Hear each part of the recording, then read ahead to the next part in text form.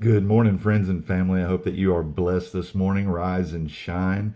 I want to talk to you this morning a little bit about the spiritual weapons. I know that I've been talking about the spiritual weapons over the last couple of videos regarding the sword and the shield. And I suppose it's worthy to mention that in Second Corinthians, Paul is talking about, he says, even though we walk in the flesh, our war is not in the flesh. And, whenever he says walk, the Greek word for walk means that we get so used to being in the flesh. Like everything you do is in the flesh. You eat in the flesh, you work in the flesh, you sleep in the flesh. Like you're in your flesh all day, every day. And so it's much more real feeling to you than the spiritual realm. And the facts are the spiritual realm is more real than the physical realm. And I know it's hard to believe because we're stuck in the physical realm. We're stuck on this side of the spiritual realm. But that does not mean our enemies, the enemies are not of the flesh. They're of the spirit. And so if you're busy trying to fight your enemies in the flesh, you're wasting your time. And so, I don't care how big and how strong you are, how ripped you are. I don't care how many martial arts you know. None of that stuff matters in the spirit. That's great for worldly battle, but that has no effect whatsoever in the spiritual realm. And so, in Acts, even in Acts, Paul was a little guy. In fact, Paul's name means little one.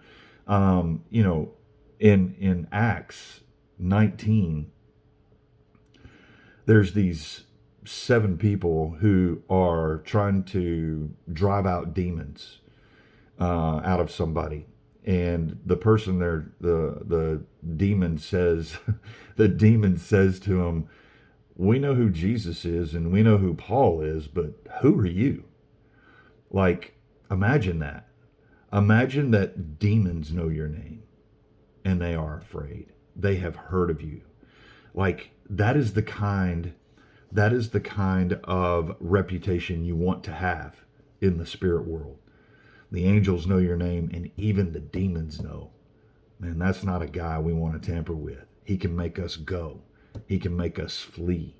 Like that's what we want. That's what we should aspire to be. We should aspire to be known in the spirit realm.